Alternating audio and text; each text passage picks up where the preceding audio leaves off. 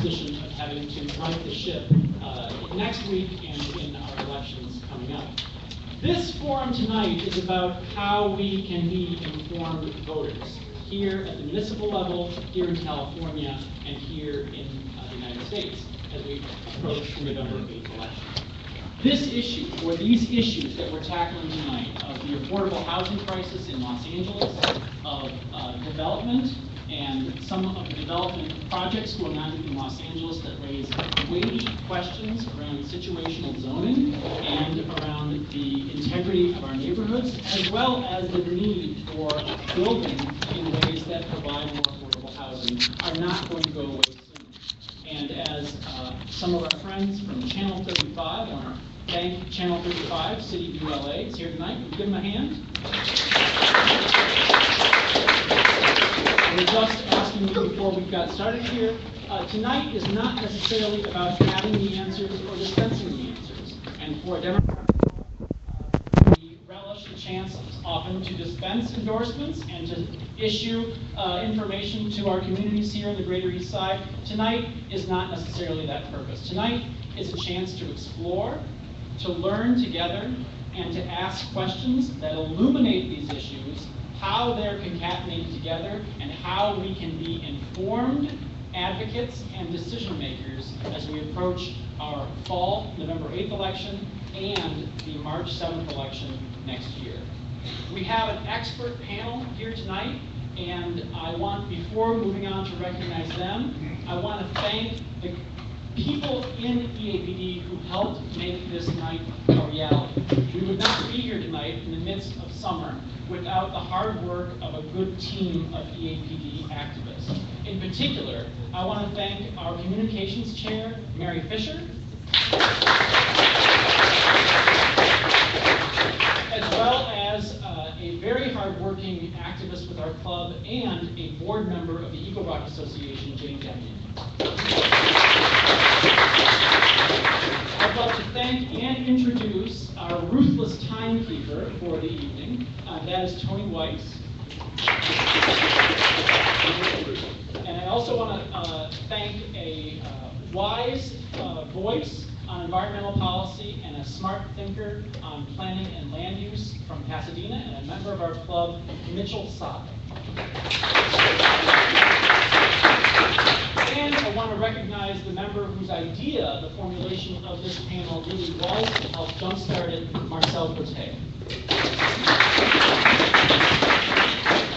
So our forum for tonight is going to be anchored by the 5 experts who surround me. And I hope, if you haven't seen it, we have a brief rundown so you can tell the players, and that's the scorecard. And that will take up the first hour of our time together tonight. But we will then follow that with a chance for questions. And what I'm going to ask is if, with the questions, we can have people line up to the right here, or stage left, behind the microphone, which is going to be there. As Tony will enumerate, each questioner has about 3 minutes. So be thinking about questions that illuminate, or that have a chance to dive into the issue or some matter of relevance, political relevance, that come or stem from one of the presenters' remarks. And with that, I want to also thank our host for the evening, which is the Glassell Neighborhood Council, in conjunction with the Office of First District Council Member Bill Cedillo. This space, a rarity here on the East Side, some of you may know, we need more community spaces like this, is a community treasure, now about 11 years old.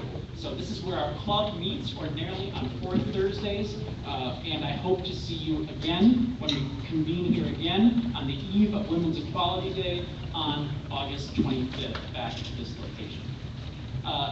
Our panel of experts tonight, as you can see from their brief bios, does cover a lot of terrain. Our first speaker tonight is Mark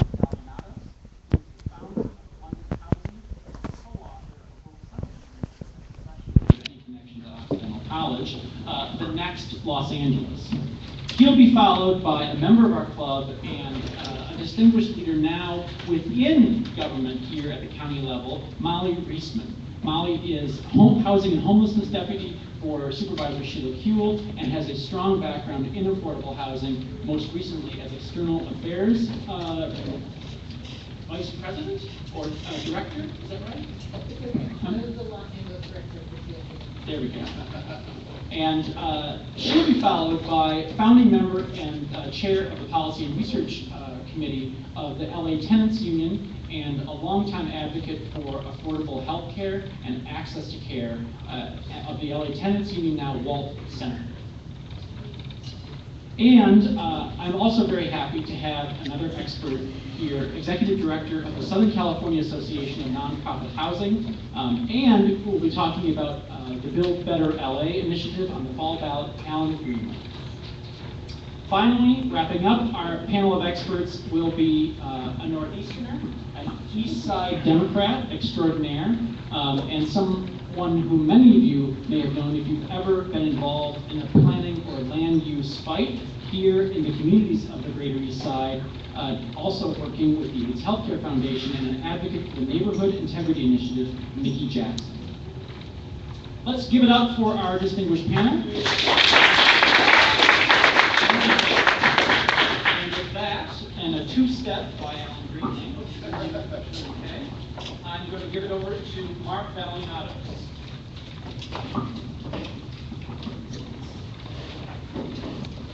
Thank you. Thanks so much for this opportunity to connect with your members and so with the great panelists here today to talk about a really essential issue. I'm a Glassell Park resident. I live a few hundred yards from here. So I want to start off my remarks today by just reflecting on some of the changes going on Eagle Rock Boulevard, just about a mile of here, as kind of a window into housing and development issues, so then move on from there. So if we would try and look across the street at the two entrances, you'd see about, I don't know, it's 40 or 50 market rate townhouses or small things that went up near the 2 a little while ago. You move down the street to the north, there's a big white building on the right side that's an affordable housing development that went in, it opened about a year ago. The same affordable housing developer is building another 40 or 50 units across the street right now. Go a little bit farther down, and on the right, there's a big empty lot. It's maybe, I think, 40 or 50 small lots with interior streets and some retail in the mix. And there's a couple other, there's the Philippine Village site on the other side of the street, further down Eagle Rock. It's going to become, I think, 38 small lot subdivision homes. I believe there's another affordable housing development slated further down close to the intersection of Colorado Boulevard. So my point is that just on this 1 mile stretch of Eagle Rock Boulevard here, we have recently opened or soon to open, hundreds of units of housing, right? Different types. If across the city of Los Angeles on all our boulevards, we'd have the same intensity of development going on, the same number of projects, the same number of units opening up, then our housing crisis would be much, much less severe. We'd have fewer people worse on existing housing, we have fewer people paying higher rents. We may even have a positive impact on the growing homelessness crisis in the region. And this is really a perspective that we've been trying to, with Abundant Housing LA, we've been trying to explore is how we can expand all types of housing in all neighborhoods across Los Angeles in order to provide places for people to live. Right? And the standard architectural guidebook to the city of Los Angeles in the 70s and 80s, it referred to Eagle Rock Boulevard as, quote, one of the ugliest streets in the world. Because, whatever, weird apartment buildings, empty lots, auto bodies, But I feel like it's actually sort of beautiful that this community has allowed this amount of housing to come onto line here, right? There's also, in Highland Park, there's been services provided for the homeless that go above and beyond what the city's been providing, right? So I feel like Northeast LA, there's fights about stuff, but overall we're a place that welcomes the addition of housing, or else we haven't been able to stop it, or whatever's happened, but this to me is a great thing. It makes me proud of this area called home. Right? So turning for a second, I want to reflect on what I feel like the 4 critical components of a progressive policy on housing, and to spend a second thinking about how far we are along in those 4, what else might need to be done.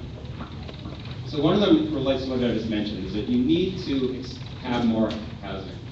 You know, in a housing shortage context, the people who lose are the people who have the least, because they get outcompeted by people with more money, right, in our primarily market-driven real estate economy. And so we need more market rate housing, we need affordable housing, we need more permanent supportive housing for the homeless, more short-term shelters, more housing co-ops and innovative ways of living. And to me, that's a way of being a welcoming, progressive city. A friend of mine recently said a smart thing, which I like to repeat, which is that for a city, your housing policy and your land use policy is your immigration policy. It determines whether or not you're welcoming to people to be able to continue to move to Los Angeles, and also, of course, to continue to stay in Los Angeles. And so we have a choice of trying to build a wall to basically say we have enough people, we have enough housing, screw the rest of you. Or we can say that Los Angeles for decades has been a place where, centuries has been a place where people come to pursue their dreams, to reinvent their lives, and we can make space for more people in this vast, amazing, diverse city we live in. So that's one component. How do we get more housing? The second component is that in a city with a very large number of people with low incomes and high housing costs, we need to figure out better ways and expanded ways to provide some kind of subsidy for people to be able to afford places to live that have more choices. And that can be through construction of affordable units, direct subsidies that go to people to be able to pay more and rent, have a wider range of places to rent, and a variety of other strategies we can talk about. But in other words, that's the flip side of the addition to having more housing, is that it's not enough, and it's necessary to need more in terms of subsidizing people's ability to afford housing. The third component of a progressive housing policy, I feel, is figuring out a way to make sure that people's rights to housing is respected and enforced. People are aware of the rights they have in terms of non-discrimination, in terms of tenant rights, in terms of dealing with mortgage companies and banks, if you're a homeowner, because there is a somewhat robust set of abilities of people to turn to the law to get redress if they're treated unfairly, and unfortunately it's not always, people don't always know about it, they can't get access to legal assistance to do it, so it's another important component. And finally, housing is an opportunity to kind of be innovative in the way that we live. That we can, through changing housing, protecting housing, preserving housing, building new housing, we can, in a sense, evolve the city in positive ways. We can make the ways we live more sustainable by having more people live close to transit, or have more energy efficient buildings, or buildings that have a different relationship to energy and water than we've traditionally done. We can think about the future transportation changes coming to the city and how we connect those patterns to where we live. Right? So it's more than just, housing is first and foremost a dwelling and a shelter and a home for people, but it's also kind of a way to physically think about new ways of living. All right, so how much time do I have? Yeah, 3.5 minutes. All right. So the organizers asked me to provide some context on kind of important policies to shape the current housing situation, and I felt like maybe it's too complicated to go through all that, but I wrote down some of the kind of timeline of things that are going on. Alan reminded me of perhaps an important one, which was the introduction of low-income tax credits that allow developers to create affordable units, which was in '86 instead of that. So there's a lot of thinking here, but it provides other context of different ways that the cities and its residents have tried, and the state and federal government have tried to shape people's abilities to get housing and high-quality housing for all. And so it provides kind of a context that we're in. That I think the big trends are that the city of Los Angeles has downzoned itself in the past century, particularly the last 40 years. So we've gone through a situation in which there's a lot of places you can go buy a piece of land and build tons, apartments, or buy a single-family house, build apartments, whatever. We've sort of put ourselves in somewhat of a straitjacket on that. There's not a lot of land where you're allowed to do that anymore. As a result, the land is expensive, and as a result, housing is expensive. Right? So maybe that's an area where we want to upzone again. To say we do want more neighborhoods, we do want more housing, we want more options. The second is, of course, we have a kind of we have a rent stabilization for about 600,000 units for the city of LA. The supply that dwindles every year, and because of state law, there's no new units candidates to that direct supply, so we have we don't have a strong form rent control, we have rent stabilization, where you, when tenant leaves, a new one comes in, and become market rate. The city regulates price changes over time. Right, so between our 550,000 units of single-family housing, between the 600-some thousand units of rent-stabilized units, and 200,000 units of more recent market rate multifamily housing, 60,000 or so, 60 or 80,000 affordable units, 8,000 public housing, 8,000 mobile homes, 30,000, 40,000 illegal backyard houses, right? This is what we have, and so it's a question of how do we want to protect or change or regulate those units. So my last minute, let me just have a comment on what some of the other panelists are going to discuss today, which is, part of which is we have the opportunity in November to vote on the Build Better LA initiative, and in March next year, presumably on the neighborhood integrity initiative. I'll say that I strongly oppose the neighborhood integrity initiative. Last year, there were approximately 15,000 units of housing in LA. The majority of those were from up zones, essentially turning hundreds of thousands of units of housing. These large projects turning vacant land essentially into large apartment buildings displace almost no one. There's essentially a 500 to 1 ratio of new units being created to the existing destroyed. The traditional housing project where you take like a 10-unit apartment and make it a 30-unit condo, it's a 5-to-1 ratio. So if you really want to preserve LA, those buildings for those people, you need to allow zone changes from wasteful and unutilized land to large-scale multifamily housing. That's the one thing that the neighborhood integrity initiative blocks. I don't really have a strong opinion on the Build Better LA initiative, so maybe in a conversation after we can talk about that.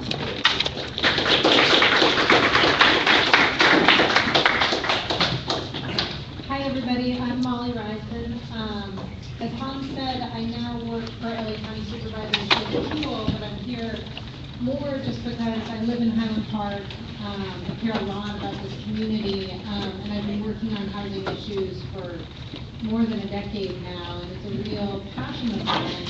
And similarly to what Mark said, it really defines who we are as a community, how we handle these issues. And I feel like it's a funny thing in this country that we don't think more about housing policy. You are a dedicated, rare group that you want to hang out for 2 hours with us and talk housing policy. Not too many folks like you. I was really excited when HBO did Show Me a Bureau because I've never had housing policy ever been shown in popular entertainment. It was unheard of. But it's really, really critical. It's really, really critical to how we live our lives. I'm a big fan of the Fair Housing Act, which was passed in 1968. There's been some really amazing housing policy, and there's a lot of things where we don't take enough time to do exactly what we're doing here tonight and talk about sort of what works, what doesn't work, what we've learned. So I just wanted to talk about a few things in terms of sort of where we are in Los Angeles and some of the things I sort of grapple with every day, thinking about how do we address the housing crisis, how do we address the homeless crisis. I have a long history working on homelessness. I worked in Skid Row for 6 years and spent a long time thinking about that crisis in particular, which is sort of a subset of the larger housing crisis that we're facing in LA. We have a very severe shortage of affordable rental units in LA. The latest projections are that in LA County, we're about 500,000 units short of what we need to meet the demand for affordable housing in our county. And there's a lot of reasons sort of how we got here, but I think the big thing is we have to get out of this situation. We cannot stay in this deficit and expect that our city is going to continue to be livable. If the crisis right now seems untenable to you, if we stop building, it'll be 1,000 times worse. The more that deficit goes up, the more it is going to impact all of our lives. It does impact people who are the most vulnerable the most, but that has impacts for all of us, whether you see yourself as one of those people or not. So we've got to build more housing, and the question becomes, what housing do we build? How do we regulate it? And how do we support renters in communities so that they can be really healthy communities? Because that's really what our goal should be, is how do we create vibrant communities that are great places for people to live, and also provide what communities need to in terms of all of the amenities we need and the amount of housing we need. So we have some tools available to us, and I'll just walk you through some of those. So we can subsidize the construction of new affordable housing, which is something I've been very involved in, and Alan represents many wonderful affordable housing developers. We can give them money so they can build more affordable housing. The primary mechanism, which is really wonky, but it's called the low-income housing tax credit. And just to give folks a little more background, up into the early 1970s, a lot of our approach to housing was through HUD. And it was through public housing. I think in the late 60s, we started the Section 8 program in this country. The federal government had a very big role in producing housing. As many people know, public housing, particularly high-density public housing, there's a lot of evidence that low-density public housing actually worked extraordinarily well. But very high-density public housing, generally frowned upon by many people, with the big example being, the demolition of Cabrini Green in Chicago. So Nixon put a moratorium on building public housing, and we essentially never built public housing again after that moratorium. And Reagan stepped in the 80s and said, I really think that, this is Reagan of course, that I think the private sector can do this better. So let's do this through the IRS. Forget HUD. So the low-income housing tax credit program is through the IRS. And it's a way for large financial institutions to invest money into private developers who want to build affordable housing. And it's extraordinarily complicated. The evidence is that it builds very high-quality housing. As much as there's a lot of things about Reagan's philosophy I do not like, the evidence is that smaller private developers actually can do a pretty darn good job. And I'm a particular fan of nonprofit developers. There are for-profit affordable housing developers, some of whom do a lovely job.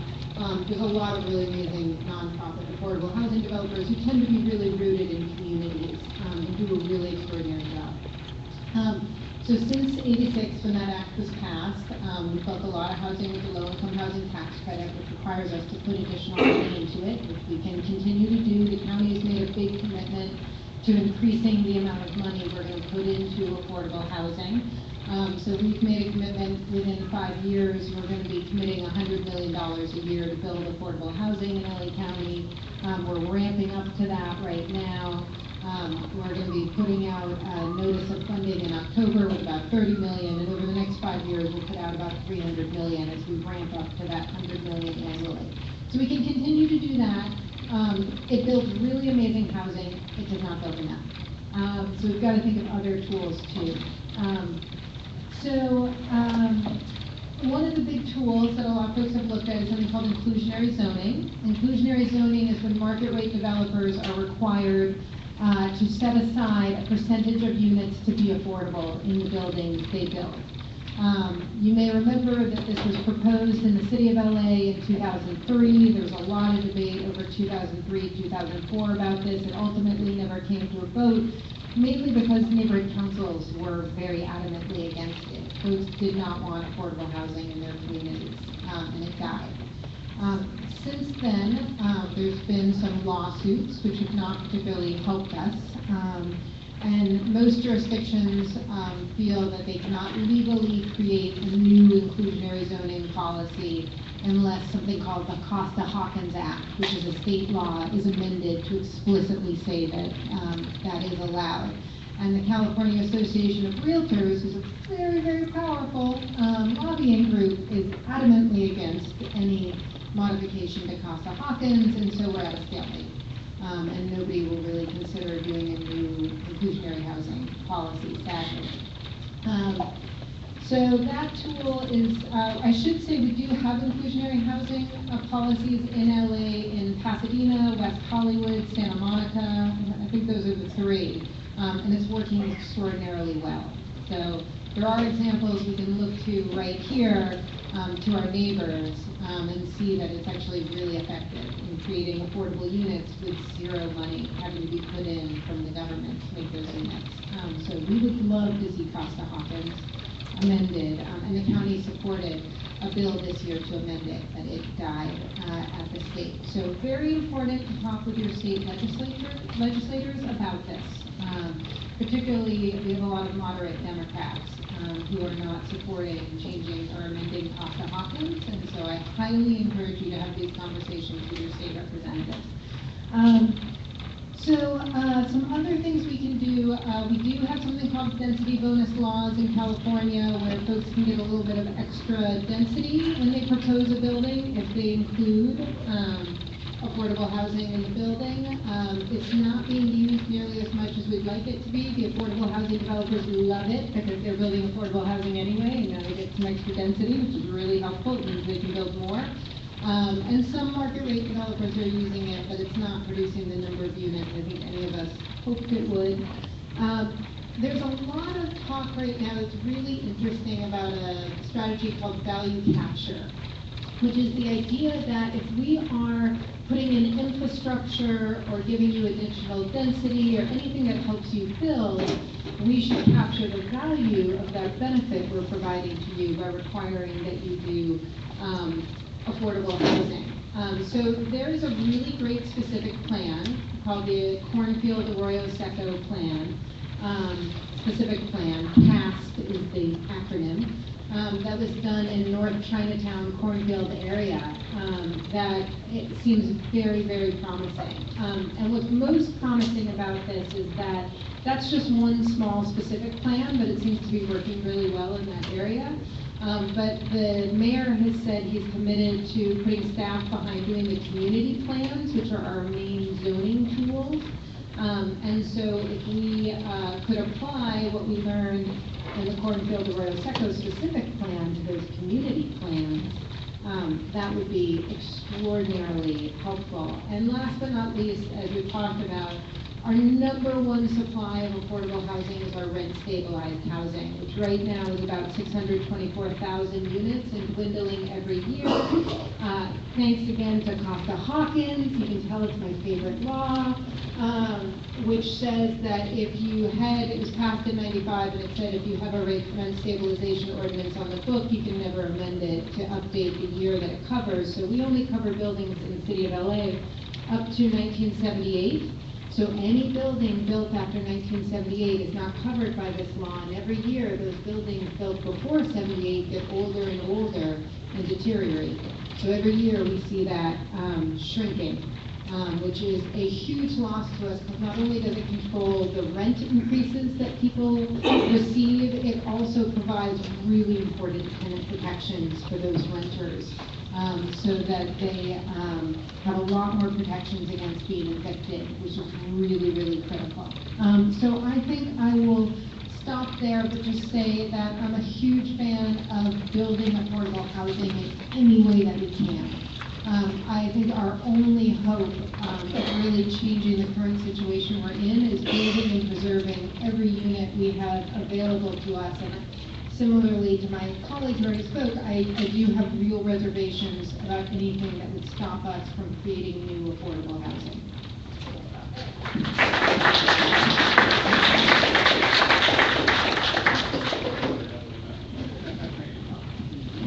And just while we're making the transition here, I do want to call out the resource that Mark created, the two-pager that you might find on the table over here. It is a wonderful timeline of housing policy development going back, covering about the last 2 centuries, especially the period since World War II. Thanks to Mark for that. It's a good primer on major housing policy miles.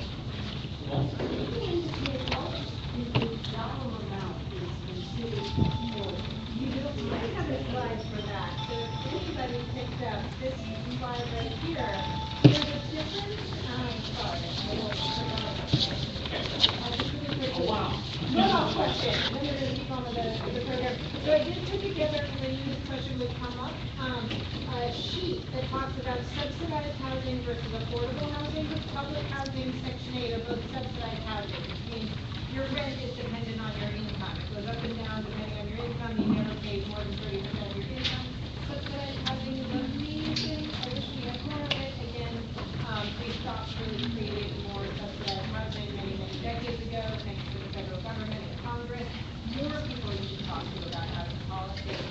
And we moved to affordable housing, which is set based on various area median incomes. And every development may have a slightly different mix of what area median incomes are targeted to. So the numbers in terms of what's the max income a family can have and what's the red are here on this sheet.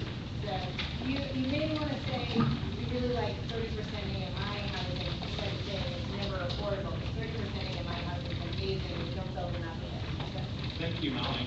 Questions, if you can, save them to the end. We're going to have ample time for it, and we have panelists raring to go on the questions. Walt Centerville.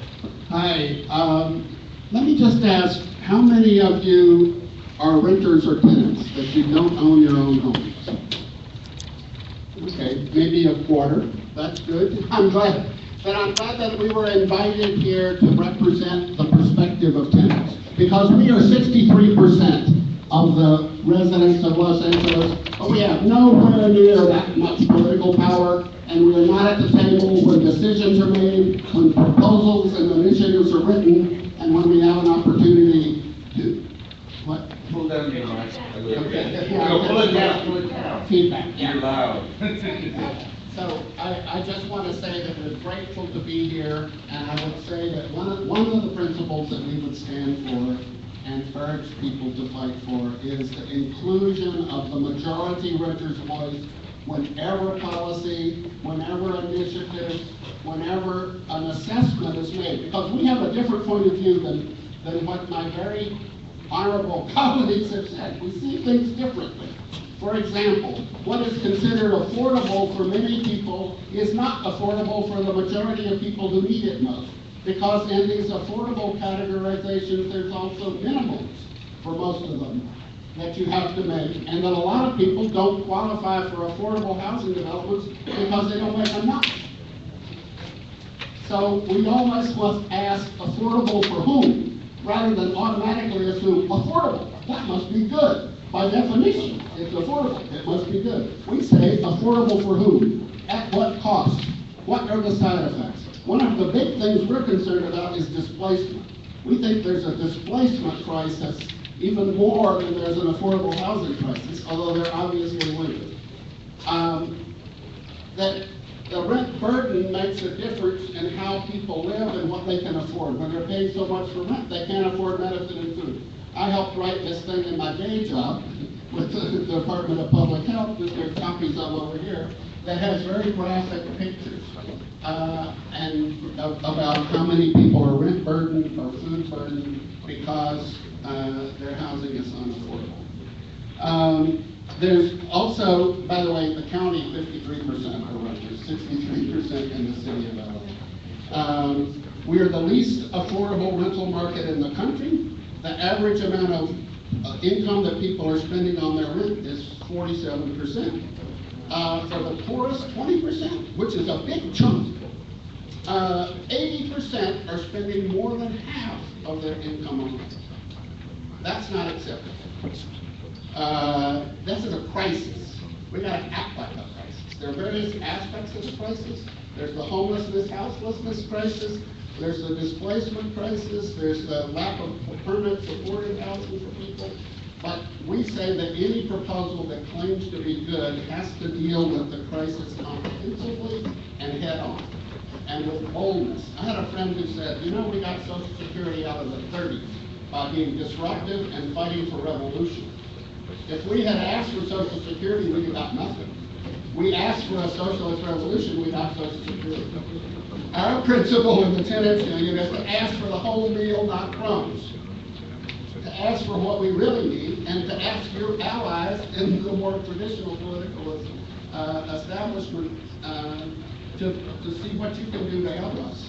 One of the ways that we describe ourselves is that we are a diverse, membership-based, tenant-centered movement fighting for the human right to housing for all. We demand truly affordable and safe housing. We oppose the dismantling of rent-stabilized apartments. We organize against landlord harassment, mass evictions, and displacement. And our goal is to strengthen tenants' political power through education, advocacy, and direct action. We believe that we would challenge the consensus of a supply-side analysis and a supply-side solution as the solution to the global housing crisis. The supply-side solution and the trickle-down that it promises is not a solution to the problem, but an offense of the causes of our current housing displacement crisis. We don't believe it is proven, and in some cases it's a proven lie, to say that building more housing of any kind, even luxury, will lower the price of housing for all any more than an auto market that builds a whole bunch of Rolls Royces is going to somehow magically lower the price of smart cars. Development subordinated to financialization and speculation privileges development for wealth accumulation over development for housing. Hence, luxury development and most market rate development is more profitable for speculators and international finance than developing real solutions for homelessness and the housing burden. As long as development for speculation dominates city planning, any amount of money for housing the homeless and the very poor will only exacerbate the housing crisis. While city planners want to believe that density is the key to a better city, in many cases, luxury development actually reduces density by replacing working-class family and multifamily housing with housing for wealthy singles and couples. Many people who live in near transit development, they're not the ones that ride the transit. People that are displaced end up farther away from transit, and the people who move into some multiple mega units right on top of transit end up running their cars and don't ride transit anyway. Rent control is the most effective housing policy we have. We agree it must be strengthened, but we don't say we gotta wait till we repeal Costa-Hawkins. That's a crisis. Let's get moving. What are y'all doing to repeal Costa-Hawkins? What are we doing in the meantime that can make bold steps that will mitigate the effect? We could pass, for example, just cause eviction laws in all of the cities and the unincorporated part of the county. That's one of the protections of rent control. We could get rent control passed in all of the cities in LA County that it does not now cover. We could fight to make rent control real by making some sort of a limit like at 10% like they have in New York City on when a user comes to vacation and moves there. That would require amending Costa-Hawkins. But amendments don't happen without people disrupting the process and demanding a change. So we put out some demands before we start evaluating specific proposals like the two that have been mentioned tonight. First of all, we believe in the universal right to housing for all, that housing is a human right, that housing should be not dependent upon finding a well-paying job, that housing is a human right as much as health care is a human right, as much as education is a human right. They have a public responsibility. It's not for private profit primarily. It's not for wealth accumulation primarily. We should at least view it as meeting basic human needs. Second, we believe in universal, real, strong rent control now, like I was just saying. And we would challenge and call out those politicians, many of them in fact being liberal Democrats, who refuse to make even minimal changes, like doing away with the annual 3% to 5% rent increase and tie it instead to the consumer price index. We had a majority of the city council lined up in 2010 to pass this, but Eric Garcetti and Rosendahl changed their minds and their votes, adjourned the meeting, and it didn't pass, and it has never been brought up again. We had a bill in the state legislature this year that was passed out of committee that would give minimal additional protections to Section 8 tenants. It was defeated by liberal Democrats, Kevin De Leon and Ricardo Lara. That's not acceptable. It's not acceptable for you and us and people that have progressive values to accept that.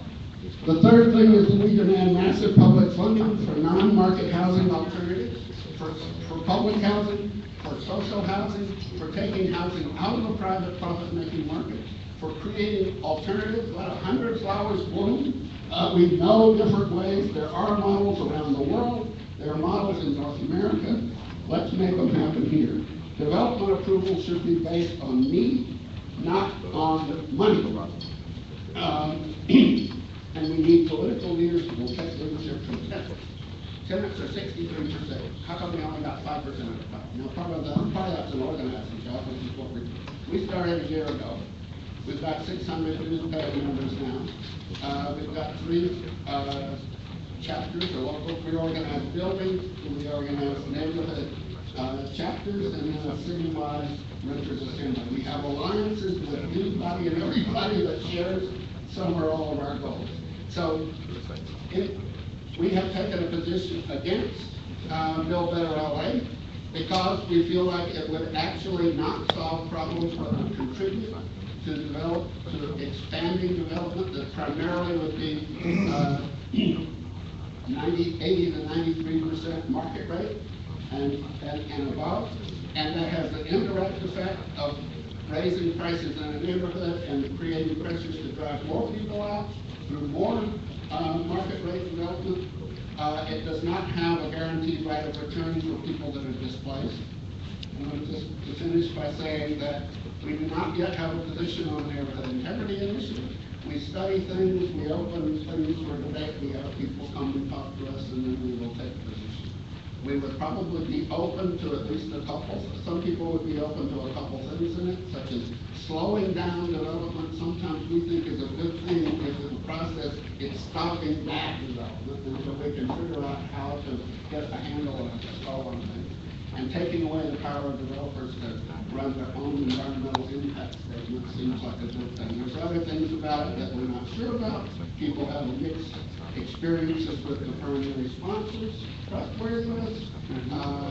There are other kinds of issues that people that we don't want to support NIMBYism of, like saying redo plans, but plans owned by homeowners. But like I said, we don't have a position. Thank you.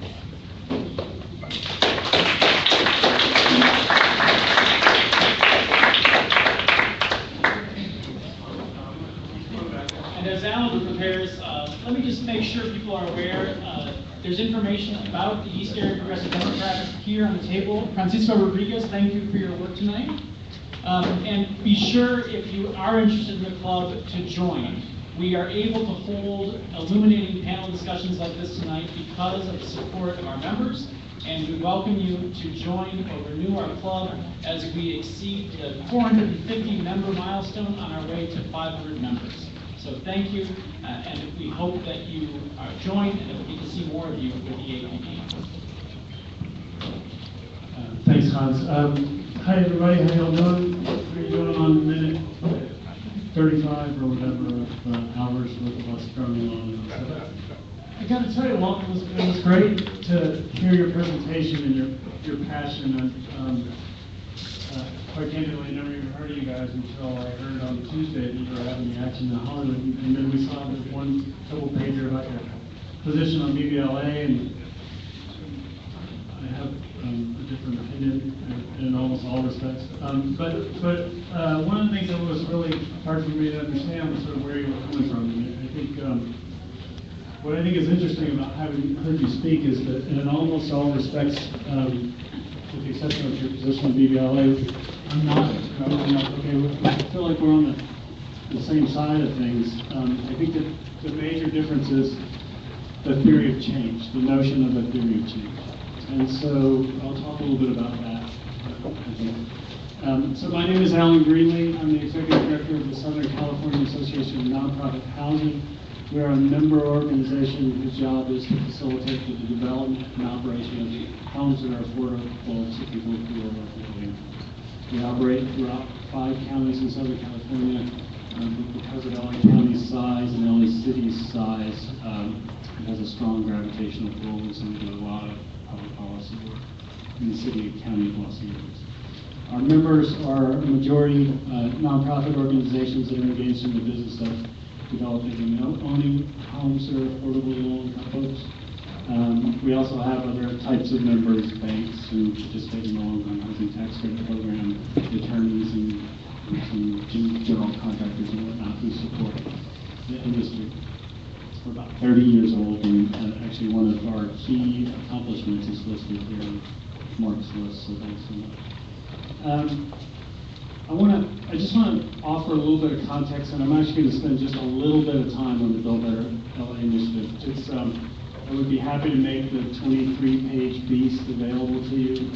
It is a highly technical document that refers to a lot of city, county, and state law.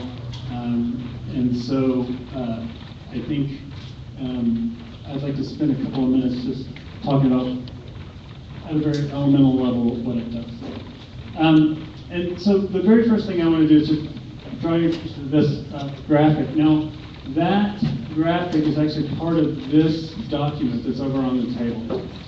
But I've pulled essentially two graphics out of it. The first one is on the front page on the right-hand side. It reiterates what some folks have already mentioned, which is essentially it shows the gap between how many homes exist that are affordable to people of, now I'm going to use a technical term, extremely low income or very low income, which is defined as a percentage of what the area median income is. So this is Molly's chart.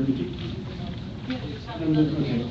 But just to give you some context, for LA County, and there's some variation on these numbers depending on where you are specifically, but for LA County, if you're a very low income and you're a one-person household, that means you make $30,000 or less a year. If you're of extremely low income, that means you make $18,250 a year or less. If you're very low income, you're a family of four, you're at $43,400. And if you're a family of four, extremely low income, you're at $26,450. Now, one of the things that Walt said, which I think is brilliant, is that we have this weird confluence in LA where land costs and development costs are high, and incomes are relatively low compared to most communities in the state. So we get this kind of double whammy of badness with respect to affordability in our city. I can already tell I'm going to go over, so when I get close, you wait. The other thing, hold on, I'm going to run over and change this.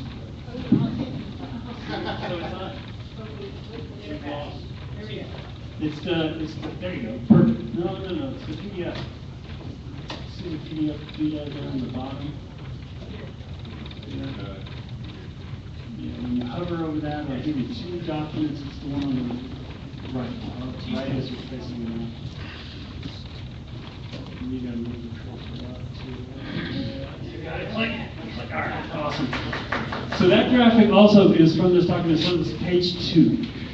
And what's troubling about that is that it shows basically incomes versus rent. So over the last number of years, 2004 I think to 2008, 2000 to 2014, rents have increased 28%, while incomes have dropped 8%. Yes, ma'am. I have trouble understanding the way I look at people's income in terms of annual amount. To me, an hourly amount is more meaningful. That's great. Let me see if I can figure that out.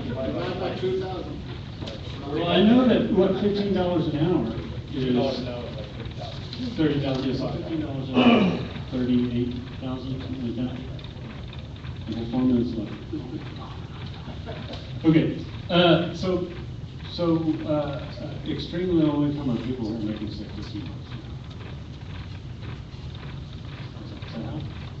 Or they are only allowed to work part-time. Right. That's true. Good point. The other thing I think is important, now this isn't on the graphic, but essentially the city grew over the last year by 41,000 people. So the city is growing. The city is growing. If we stop people moving in tomorrow, the city is going to grow. We're already at the $500,000 household shortage at very low income and extremely low income. That's enough people to house all the households in San Francisco. That's enough households to house every single person in Sacramento. So each person could have a house, have its own apartment. That's the deficit we're at. But now I'm talking about low-income folks. We're not talking about rich people. So we've got this crisis. We have a situation that is awful. I call it the break the glass moment. We need to break the glass and pull the horn and do something about this situation. My guys build affordable housing. Since 1986 in the county, we've built about 108,000 apartments. It took us 30 years to build 20% of the gap that we have right now. My members will never build us out of this problem. There is not enough subsidy money in the county to have us build our way out of this problem. And we'll just take a quick second. So it costs imagine it costs this much to build an apartment building. In a market rate situation, they charge rent sufficient to equal their costs, their loan costs, their administration costs, and some profit. In a low-income context, my members, what they do is they build a building that costs this much to build, and the incomes that they have signed up to ensure that people can live affordably in that building only reach this much. So we have to figure out a way to fill the gap, the financial gap, and what happens is we pull public subsidy dollars from the city, the county, the state, the feds, in order to fill that gap, and we keep that building affordable for 55 years. We can't build our way out of this problem right now. There's not enough subsidy money. So what's our other alternative? Over the last couple of years, there's been approximately 25,000 apartment permits pulled in the city of LA. 800 of those are affordable to people who are low income. It's pathetic. It's pathetic.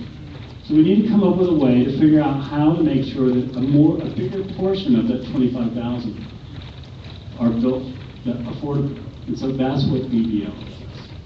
BBLA does four things. Actually, before I tell you the four things it does, let me tell you about the group that came together to do it. I got 1 minute.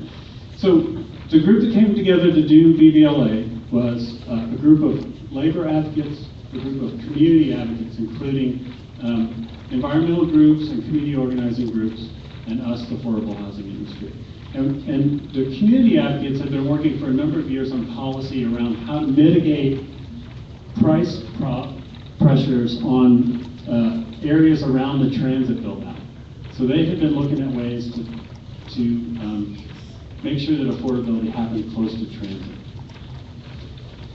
At about the beginning of the year, these groups came together and developed something called the Build Better LA. And the Build Better LA initiative does 4 things.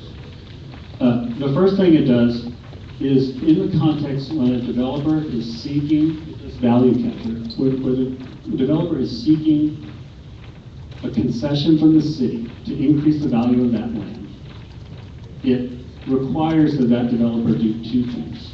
Include some apartments that are affordable to, or homes that are affordable to low-income people, and that in the construction of that building, it pays the people who build that building a decent wage.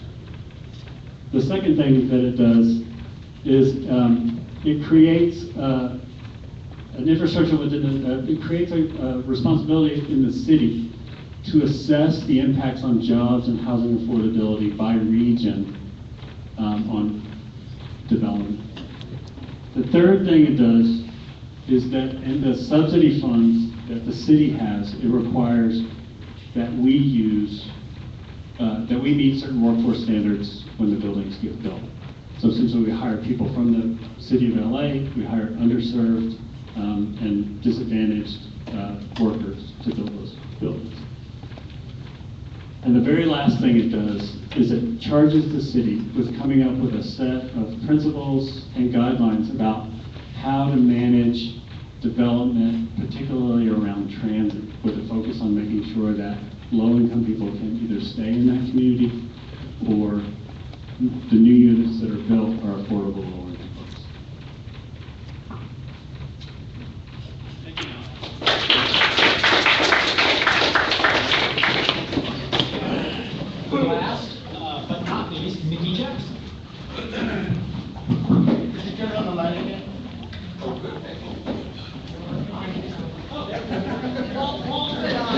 Walter and I can accommodate that. I want to say with discussion, a couple of remarks. You know, what he said. What he said. The exception of the focus. I won't say that about you.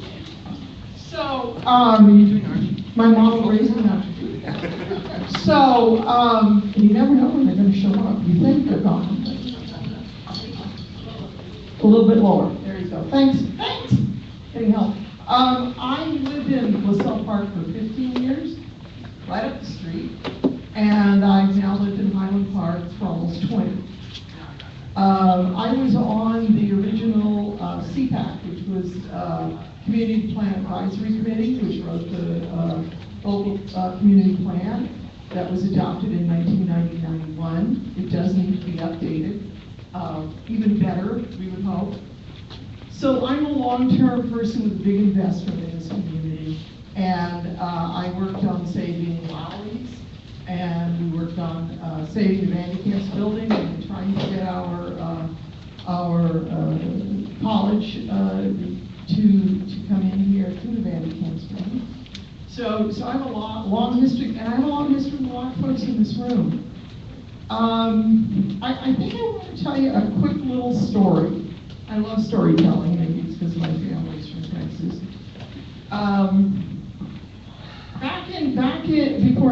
In the 60s, there was a bribery trial and a scandal. And it sent to prison a city councilman and a developer were convicted of grand theft. It was over, what else? Development. And the judge in that case said something very interesting. Judge Pierce Young declared that city officials' practice of rezoning individual parcels of land for developers who wanted bigger buildings than allowed by zoning was the power to create great wealth. I can't improve on that.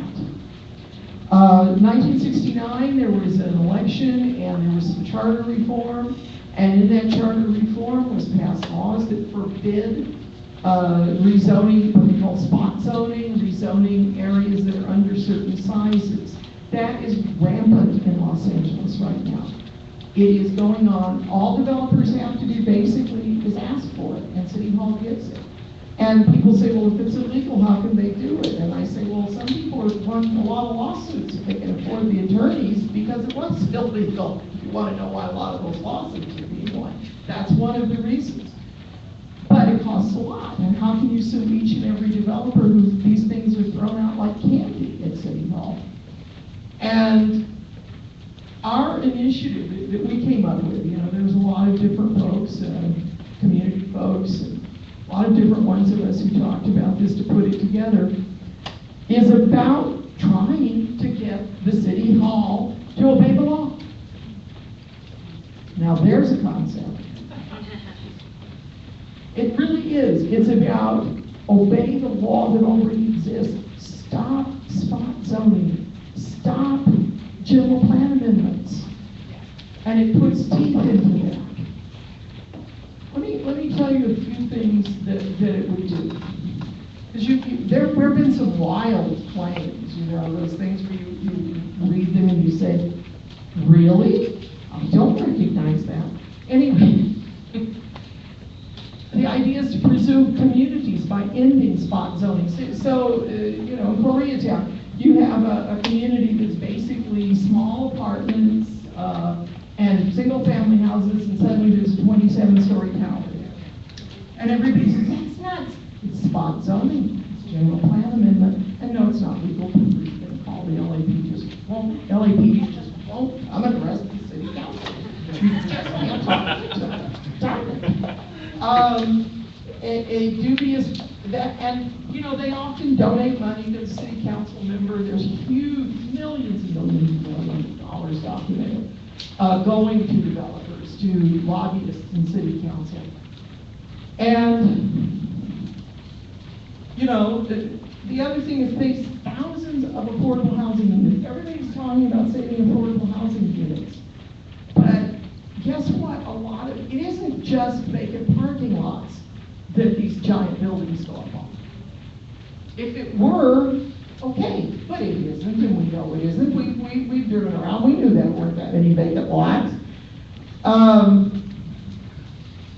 Since that we know, that the city is documented, and the city actually, the Planning Land Use Committee admitted, and the city's city zoning, city planning commission admitted that they haven't documented LSAC. They don't know how many people that they've thrown out. I have it on tape.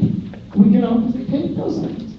And that they don't know how many affordable housing units, rent-controlled units have been destroyed. They haven't kept track of any of it. But that they admit, that we can get a hold of. It's about 22,000 units of more affordable housing that was torn down since 2000. Each apartment represents about 2 points each unit, about 2.7 people. So I calculated it out. Hey, I have an art degree, I can do this. And it's about a little over 8 people a day being thrown out of their housing. Walt is completely correct. And it amounts to about 58,000 people who have lost housing through destruction of their housing. And he's right, there's a crisis. It's probably higher. 57,000 units since 2000. I think you're right. So the number of people is probably Yeah. more like Hundreds. Turn that down a little bit. Yeah. So, And it's hard, yeah, thank you. I'm a big fan of microphone stands because I'm a very inadequate microphone stand. And, as you can know. And, I think Walt's right. We're going with an extremely conservative number that we're able to get out of the city, so you can imagine. Another number that we can get out of the city is that of the luxury units built, the vacancy rate is over 12%. They will admit that, so God knows what it actually is. And those are mostly the recently built luxury units. It's probably a lot higher than that. Luxury housing does not create affordable housing. Maybe in 50 or 60 years, some of it will be, but, all but a few of us are not going to be there to rent it. And again, the one that most people do agree with us on is the developer now selects the person to do the environmental review, pays that person to do the review. So essentially control it. And our measure would make city planning have a process through which they select people. The developer would still pay for it, but they would pay the city, and the city would pay those people. And that's a much cleaner situation in my estimation. We hear about the moratorium. We can't start building. The city will fall over sideways in the ocean without an earthquake. Well, the truth's a little different. This was carefully written not to affect most building in the city. It would affect approximately 5% of the building in the city. 5%. And that is the mega building that requires spot zone changes and general plan amendments. What are you talking about? Is that's about 60% of the units.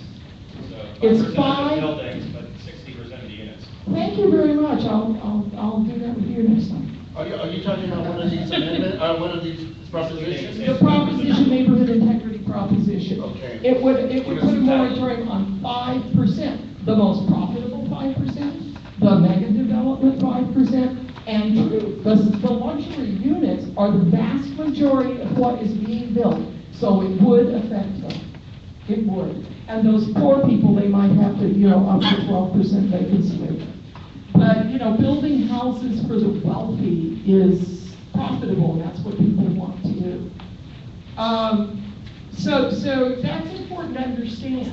By the city's own reports, by its own numbers, by the state's numbers, the by rights building, thanks Walt, the by rights building that could go on, that would not be affected by a moratorium, it's building within the zoning that now exists in Los Angeles, it does not require legal amendments and zoning changes, would allow for a city of 8 million people.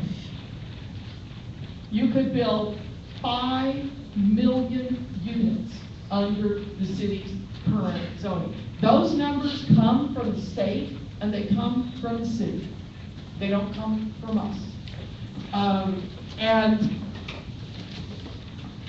it might, I even thought, you know, hopefully it might encourage building more sane things if the crazy luxury mega development thing was slow. It's just a timeout for 2 years, that's all.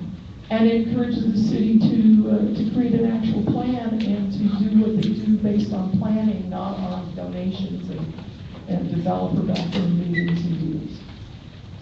Thank you.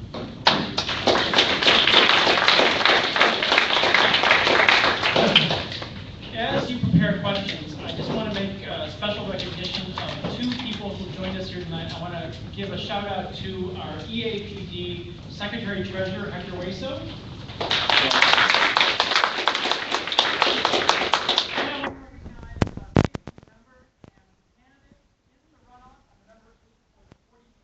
Assembly District, someone who has a strong progressive policy grounding, the endorsement of this club, and is a proven fighter for the concerns raised here about economic inequality and our public education system, Artie Kasaki.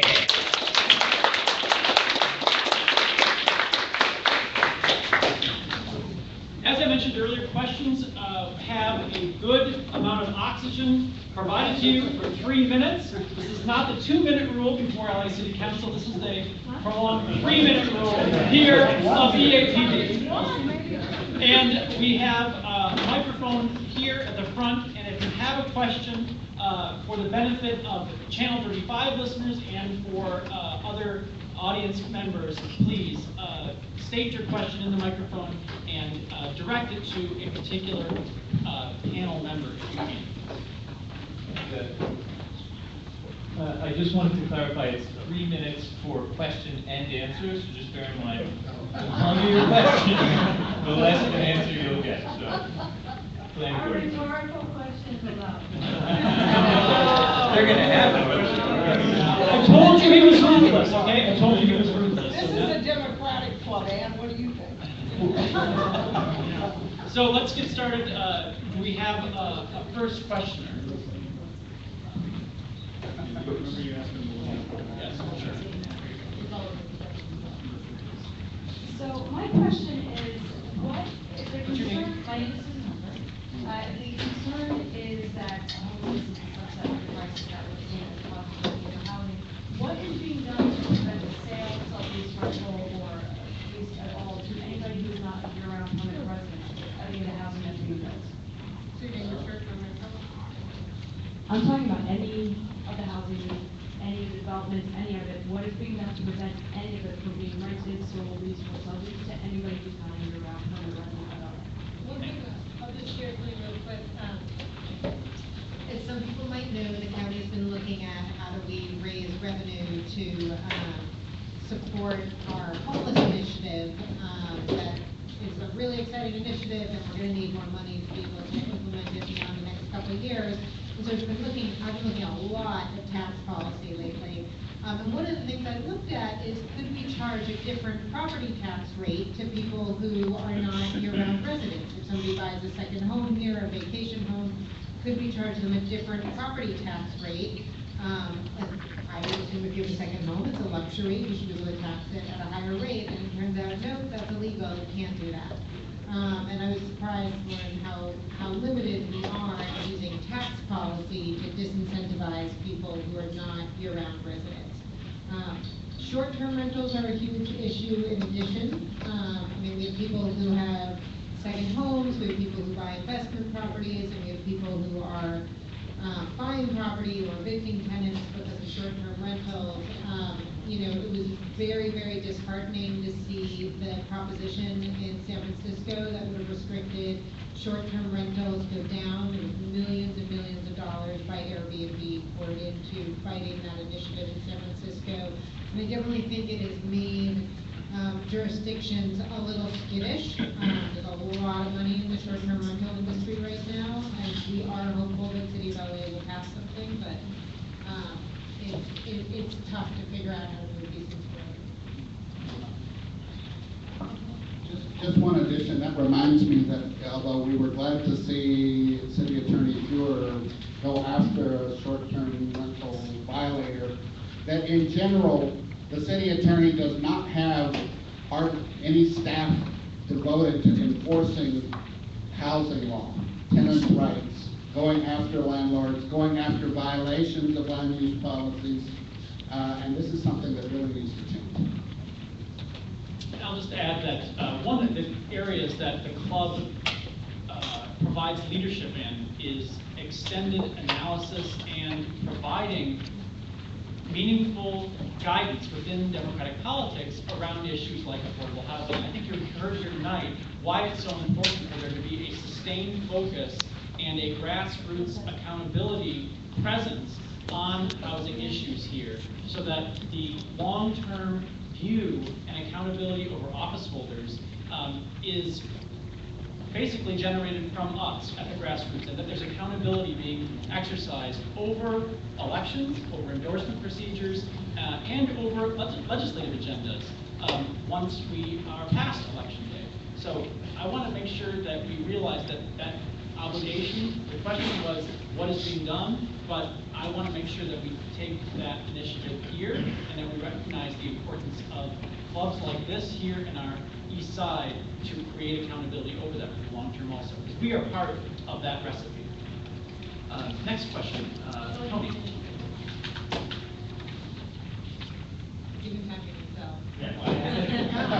I have a question, I guess I'd like to direct it to Mark, but I'd be glad to have anybody's opinion. It seems like one issue, in the issues that people are just discussing, both in terms of preservation of existing units versus building new units, rights for tenants as opposed to opening up opportunities for other people to move in. It seems like there's a real divide in a sense between the concerns of people who are incumbents, who have apartments that they can live in and afford and so forth, people who are living in existing units versus people who are not incumbents, whether they're immigrants from out of the country or just people coming from other parts of the United States, or even people moving within the city. And I was wondering if you could talk a little bit about how the policy issues that we're discussing here would affect student incumbents versus newcomers.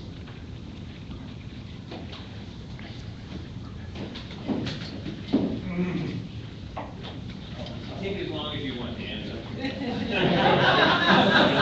It is a good question, and again, as I said in my introduction, I feel like it's important to achieve both goals. So we want the residents who make up our communities to be able to stay without having to pay too much of their income on rent or on housing costs.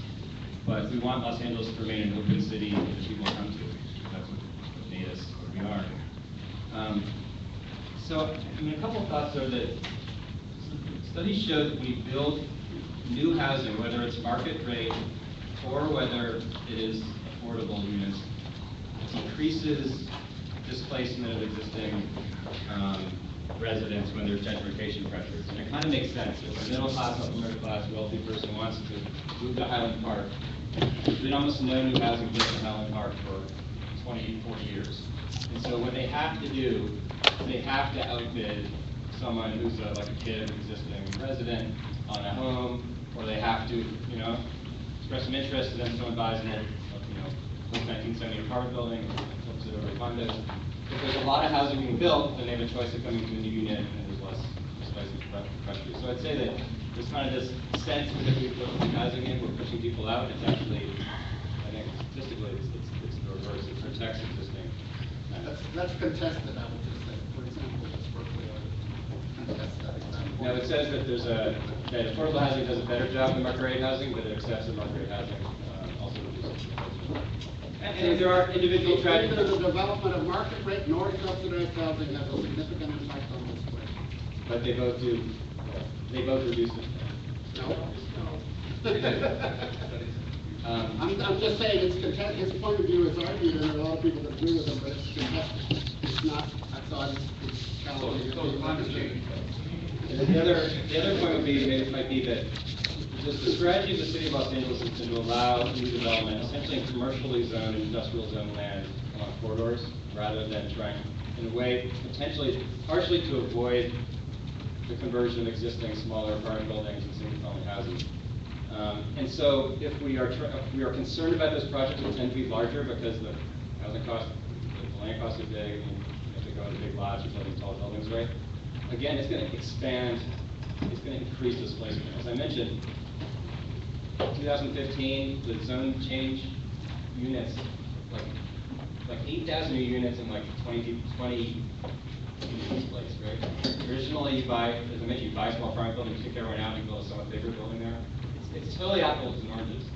If you get rid of the zone change large buildings and the same amount of housing gets built, it's going to be like 50 or 100 times more people out, right? So we have a choice. Are we want to keep people and allow people get in, or are we going to force the low-income residents to fight against the issue?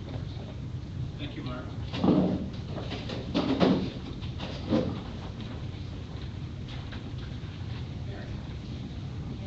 Hi. So a couple of questions I have. One is regarding BBLA.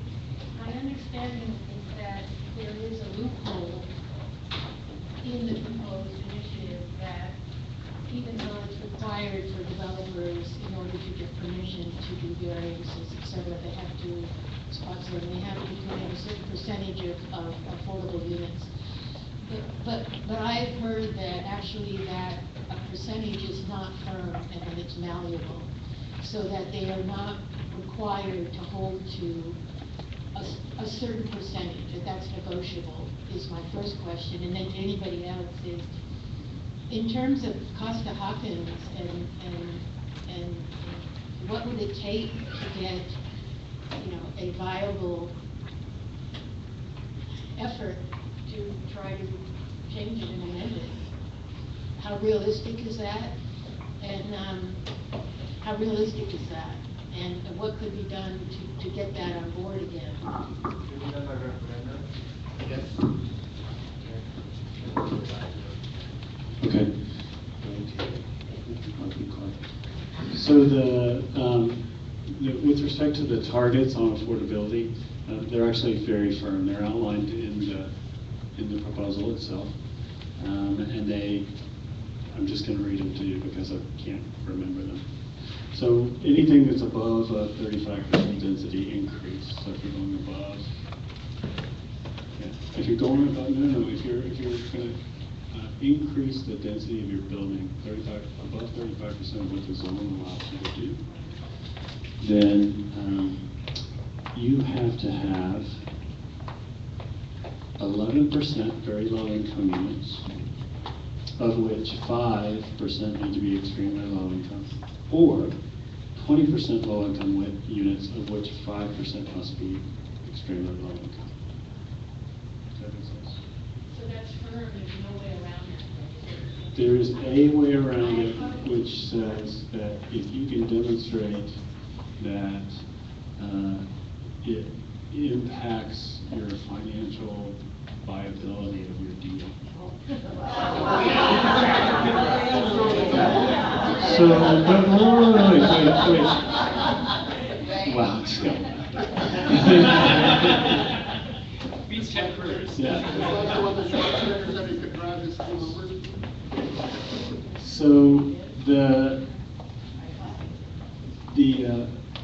So that's actually the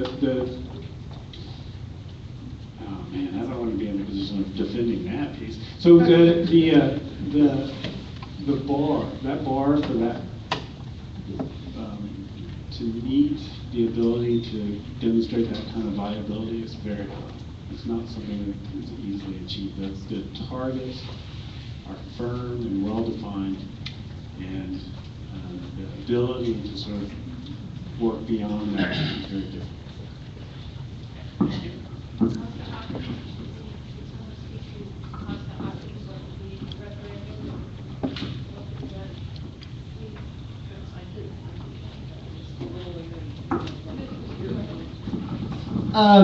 I've been involved with various things over the years fighting them.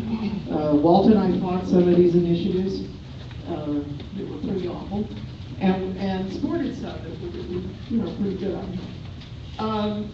But everybody just, I'm a little frustrated with our cost because everybody just says, oh, a cost of housing.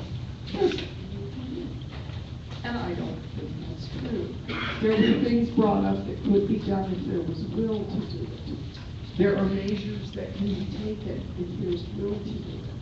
And the people who bemoan, and I'm not saying it's you, but, you know, because you haven't been in your position for a very long time. I don't think you was on the other side of things, but I've heard it from many, many people over the years. But, you know, when you ask them, well, have you done anything to deal with it? So I question how unhappy they are with the cost of hockey. You know, I don't have the means or whatever to do everything. But it seems like so many people in government who have complained so much about a cost of hockey over the years and are in better positions than any of us to do anything about it, and they haven't. So I take heart that you're talking about it, because I'm hoping that Sheila Kuehl, somebody I've known also a long time, and have some very fond memories of things with, and have a lot of laughs with when I see her. I'm hoping that maybe she can come up with some ideas, because she's a clever person, and you sound like a smart person. And I hope that there would be some leadership there. That would be just wonderful, because it's been a real background for a long time. That's actually a good transition, in part because one of Sheila's colleagues on the Board of Supervisors, with whom our club has sparred on a number of occasions, is trying to run for the legislature and is finally vacating that supervisor seat. We're joined tonight by another member of our club who is running in the 25th Senate District, challenging Mike Antonovich, and faces a good chance of winning that Democratic-held seat, the 25th District, covering the foothills communities of Pasadena, as well as Glendale and Burbank, and out the 210 corridor. Our good friend, Anthony Portantino.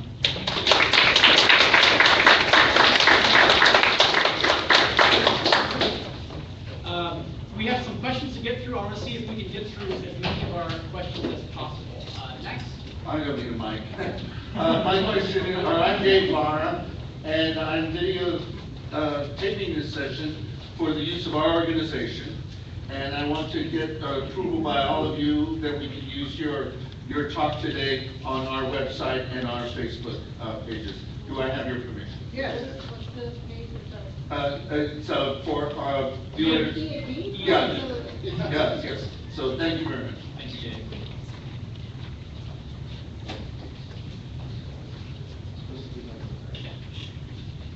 Okay, Marcel today.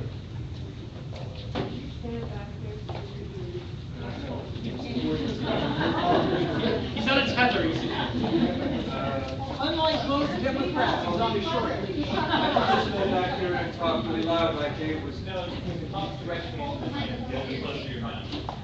Hello? Yeah. Okay, I have a series of questions. They are connected, so I'm going to... Louder, please. Okay, inch from your mouth. Well, the other people... Yeah.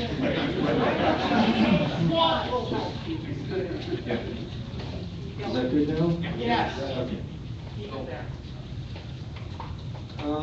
First of all, I was hoping that the representatives here tonight for the Build Better LA Initiative and the Neighborhood Integrity Initiative could each address whether the two are in conflict, and if so, why.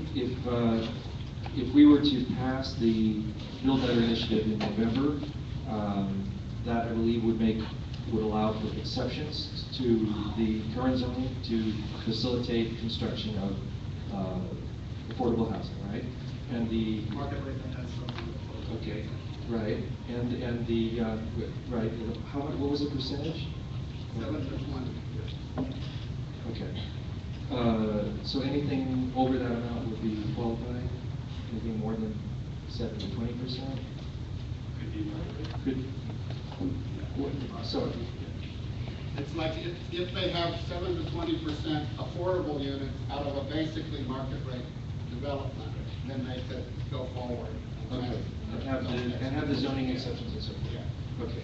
So if that passes, and the other one, the neighborhood integrity initiative would Play together. would then its goal is precisely to not have exceptions in zoning. So would that then reverse the first one? Would there be conflict between the two? So if each of you could address that, or can we have both? That would be helpful for me to understand the consequences of my, for example. Also, I was. We only have time for one question. I think there's 3 minutes for a question, 2.5 minutes for we want to get the answer to Why don't we get the answer to your Let's get first the answer to that question. You can come back around.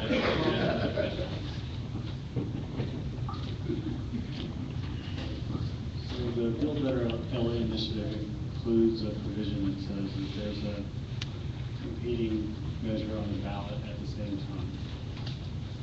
That has what are considered to be irreconcilable conflicts that the Build Better LA initiative prevails if it gets imposed. So it's not on the same ballot. What about the consequences of? So I would ask that look at Thank you. Next time I'll bring us a long cord. Yeah, I got a whole drawer full of it. Real quick. Yeah, originally, our initiative, the other one is the Neighborhood Integrity Initiative is on the March 2017 ballot. That's the ballot where it'll be a city election, so it seemed to us to stick with the city rather than, be in the general mayhem of the presidential election. That's a fairly standard caveat in most initiatives. The one he described, it's in our initiative too. It's in almost all of them. But we're not on the same ballot, as Dave pointed out. And so the initiative, Neighborhood Integrity Initiative, could prevail over that and stop the spot zoning. And now it doesn't stop all spot zoning. It doesn't stop all zone changes. There is in the charter, it spells out that if something's over 15 acres, if it meets certain criteria, then it can have a spot zone change. Essentially, if the spot is big enough to become worthy of such a special treatment. So it doesn't wipe it all out, but it makes a huge difference in how it's all gone about, and there's a whole process for it. A lot of what this initiative would do is give people a bigger voice in everything that happens, which is very important to us. And yeah, so there is that conflict. Some other things don't conflict, and some of that will have to be sorted out. All I can say is we are for affordable housing. We are for people being paid a good wage. We are for a lot of things that are very, very, very positive. We're very worried about some of the negative things that are going on. So there is no real answer to what happens if they both pass? Well, as I said, one thing that would happen would be the spot zoning for these tiny little things, which are not legal by the charter. The Neighborhood Integrity Initiative would prevail, and they would be possible. Yeah, and it is also, I'm just going to say this because we've asked, we're like everyone, we go to the attorney and say, well, what do you think? So there's been a lot of opinions that, in fact, you can't legalize this spot zoning, no matter what initiative you pass, unless you change the charter as part of the initiative, because the law is in the charter. So you have to address the charter. So though it's in the Build Better LA initiative that it does seem to allow it more and give it more power and allow the city council to do so much more, it's questionable how much that would actually work because it doesn't change the charter and the law is actually in the charter. So, these things are always, yeah. I can actually do what I have to do. I have a straw voice. Thank you. My name is Peter Lesson. I'm an architect and live in Echo Park. For a number of years, I worked as chief architect for the SRO Housing Corporation, which you know about, and you know about the tours. And one of the things I'm deeply troubled about in this discussion is I don't hear anything about housing type. I hear about housing price, but not housing type. And by that I mean, we in Echo Park have a number of projects coming up. So it's Glassell Park Service. Low-income housing tends to mean multi-bedroom housing.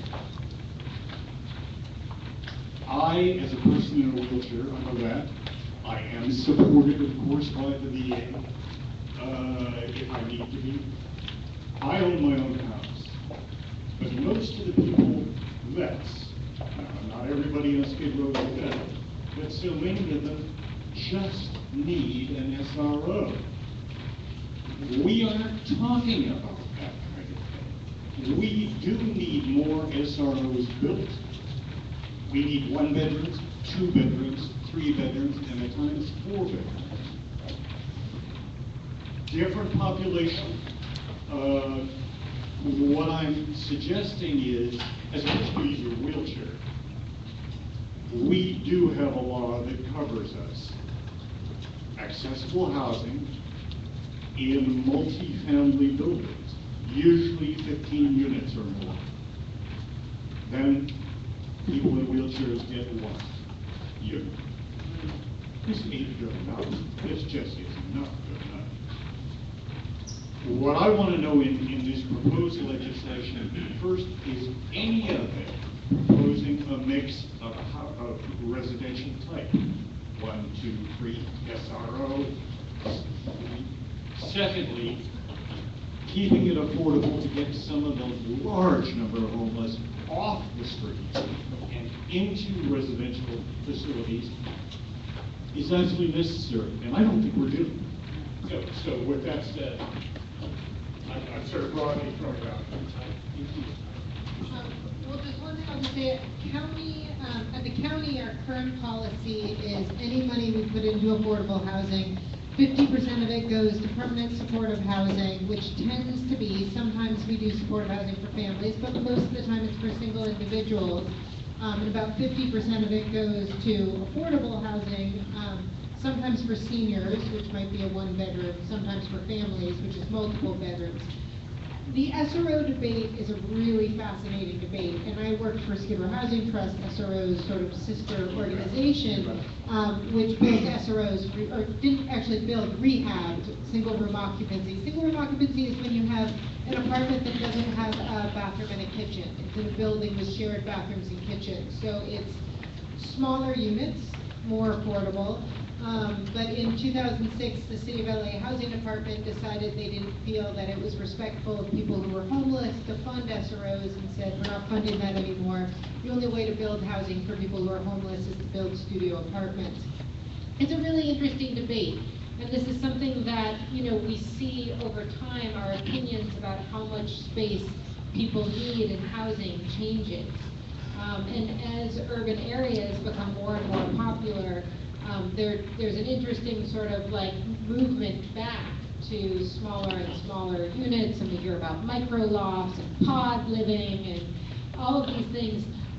I can't say right now, I would be open personally to SROs, but I also know, having been personal friends with a lot of people who live in SROs, it can be really hard after 10 years living in a building where you share a bathroom with other people. So it's a fascinating debate, and one that I don't think, to Han's original point about not having all the answers, I don't have the answer to what is the right answer. I will say we're deeply committed to serving people in different housing types. A lot of talk about prefab right now, and certainly committed to smaller units versus family units, and knowing we need to do both. But is any of the legislation addressing now? Go ahead. I just want to 30 seconds. So the problem that we have, as we've all acknowledged, is a big problem. It took us a long time to get here, and then around the question of type and income level addressing is significant in a lot of areas. So Build Better LA is really only one component of a comprehensive solution. Right? So Build Better LA attempts to compel the private sector into the business of creating additional affordable housing.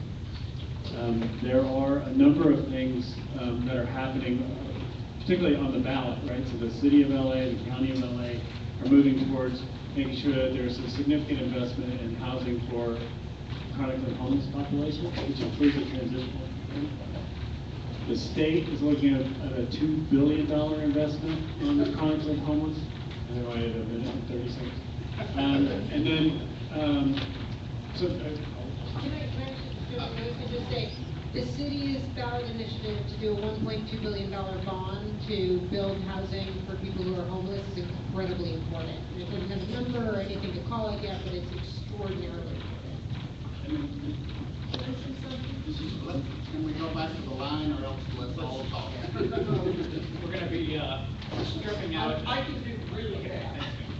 The nature of initiatives, and this goes to his initiative or mine or anyone's, you're very limited in how much you can include in it in scope. So we would be, either of us could not have put it in there if the scope is limited. Thank you. Next question.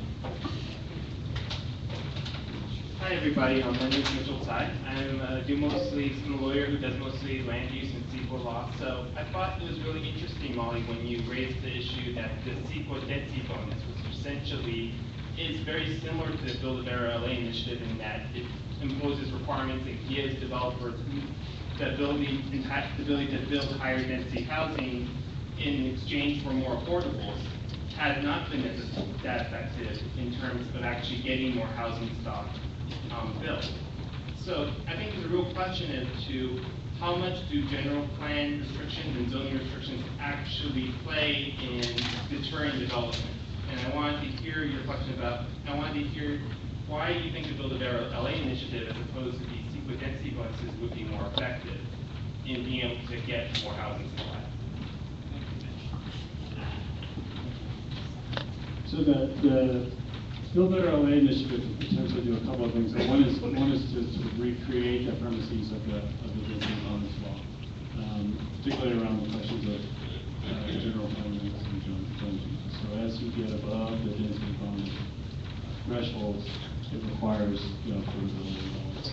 The other thing that's important is that it also mimics the one-for-one replacement requirements. So essentially, if you're taking down a unit that's either rent stabilized or affordable, you have to replace that. So you're going to end up with no net loss of affordable housing, but in fact, increase. One thing on that.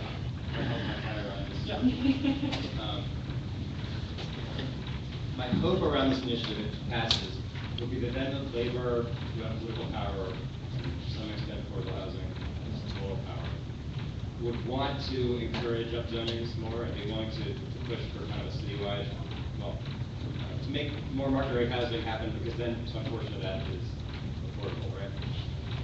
My fear is that then some of the same organizations may wish to keep zoning very low so that you incentivize on each property by property to allow more to happen, and then many times you don't, and you end up getting very little of either. So I feel like it's kind of a gamble, right? But it's interesting to see what happens. Thank you. Next question. Thanks. My name is Matt Dixon. I'm a civil engineer in Glendale. I thought it was interesting to hear from all the panelists, and everybody talked about the existing affordable housing stock and displacement, trying to construct new affordable units and luxury development. But the fact is that the vast majority of Los Angeles and the vast majority of the region is zoned for single-family homes. So why should those neighborhoods get off the hook for doing their part for just all the housing crisis? Should we be doing accessory dwelling units, garage apartments, replace a single-family home with a fourplex or a small apartment building? So I wanted to hear take from people on the panel on what they think the single-family neighborhoods should do for their part. Thank you, Matt. Yeah, I would just say I absolutely agree that we should open up the possibility of collective solutions to the housing and displacement crisis in all neighborhoods. And we should not facilitate solutions that will make it easier for neighborhoods that are already exclusive to maintain exclusivity. I think, however, once again, you have to look at who's behind what and how it would, for example, there's a big, when we're saying that the financial capital or speculative development, not for housing, is actually driving a lot of the pressures in the city for displacement. That's happening in the single-family market too, for example. For example, Blackstone Capital Equity is now the largest landlord of single-family homes in the city. They having bought up tons of foreclosed properties and then holding them for re-rental, also for speculative development. So yes, we, from the tenant union perspective, where many people live in units that, have been maybe not fully legal, we'd like to see policies that would allow legalization, regularization in order to extend things. But the main thing is, if we would apply at all levels the policy that development should be for people who live here, for people who need housing, and to have a democratic, not market and finance driven. Walt, I couldn't agree more. We're going to do something about this green thing. It's getting out of hand. So what I would say to that is, the big picture in the neighborhood integrity initiative is forcing the city to actually do updates of community plans, to actually do an update of the general plan, which is ancient. And in that, we want to see a lot of the voice of the community. And there's a lot of things in this that would strengthen the voice of the community. And when those happen in communities, we hope that community people will come out and make these arguments. There could be adjustments in each community according to what the people in the community see as wants and needs that would facilitate some of what Walt is talking about. That's what updating plans can be about. But it has to come from the community. It absolutely has to. Thank you, Vicki. Next question.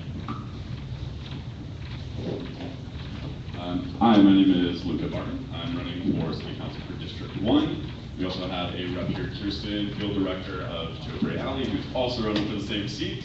But again, my name is Luca Barton.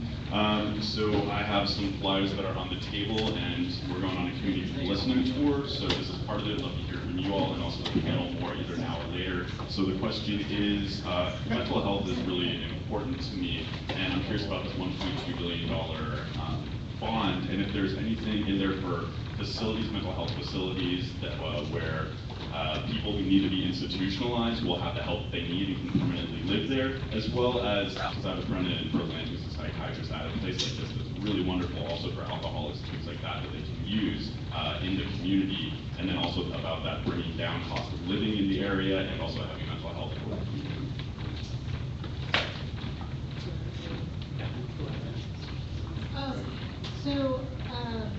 There's a big difference between the housing we're talking about and licensed facilities. So a lot of the housing you're talking about is licensed facilities, which the county has a range of IMD beds, which was the worst name, institutions for mental disease. It's so horrible. But we desperately need more IMD beds, as terrible as it sounds, and they're not as pleasant places as I would like, but we desperately need more of those beds.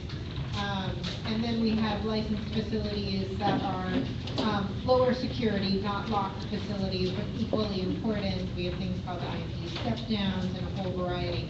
That is very different than all the housing we're talking about here. Licensed settings are all regulated by the state. We have all been talking about unlicensed housing. There's a huge need also for licensed beds. That has not been something that there's been a lot of talk about because not surprisingly, not super popular in communities, but extraordinarily important. And I know something, I'll just say this is very near and dear to my boss's heart, is making sure that we have those beds available. There's been a dramatic decrease Since we deinstitutionalized the mental health system in the state in the 1960s and the number of beds available, and we see really terrible outcomes on our streets every day because of that. And it's also a really important argument, and one that, we need to be talking about because those are really important. But it has not been, in all the things that's not what people have been leaning for. There's a lot of people who are homeless on the streets who do not need to be in a licensed setting. You would do fantastic, and we see it every day, do fantastic in an apartment that's unlicensed but has supportive services to help them get on their feet. I'll just say really quickly, the state has been in place like Home Initiative, really wonderful. It's a $2 billion bond, no new taxes associated with it because it's using the Mental Health Services Act to fund the bond payments. Of that will provide permanent supportive housing for people who have mental health issues, but it is not licensed. It is permanent supportive, just apartments in the community. It's going to be a really great initiative. It looks like it's doing well, but I think the governor is still waiting to sign it. Last question.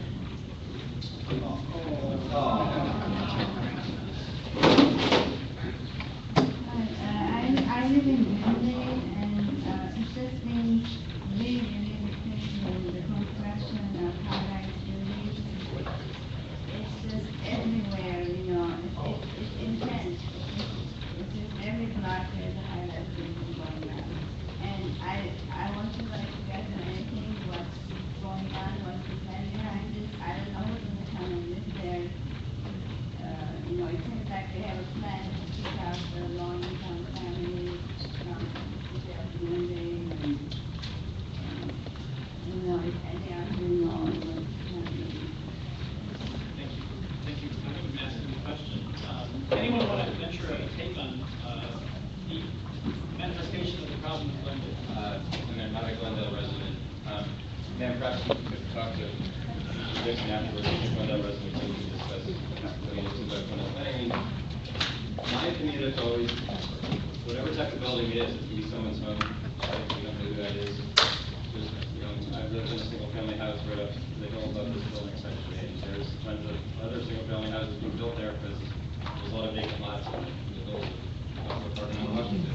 And so it's annoying because every day there's construction, there's trucks driving near our street, all stuff. But there are people like me, and some person's going to be there and enjoy their house and raise their family and have wonderful memories and make friends. And it's just, I have to feel like I have to be welcoming through some of that, that discomfort. So that's my perspective. It doesn't always help me not feel annoyed, but it helps me overall maybe it helps me feel a little better about it. I think that there's building boom everywhere. I don't think it's just Glendale. I don't know if they've changed their planning. I mean, there's clearly a building boom happening everywhere where the housing market sort of burst in during the Great Recession. Nothing was built for a few years. It sort of constricted supply at a time when there was huge demand, and it sort of came out of that. And once capital became available again, things started booming. So I don't think it's just Glendale. But it's not for housing, it's for speculation. Yeah. Yeah, it's a proper thing. And that's what's universal, and that's what the problem is.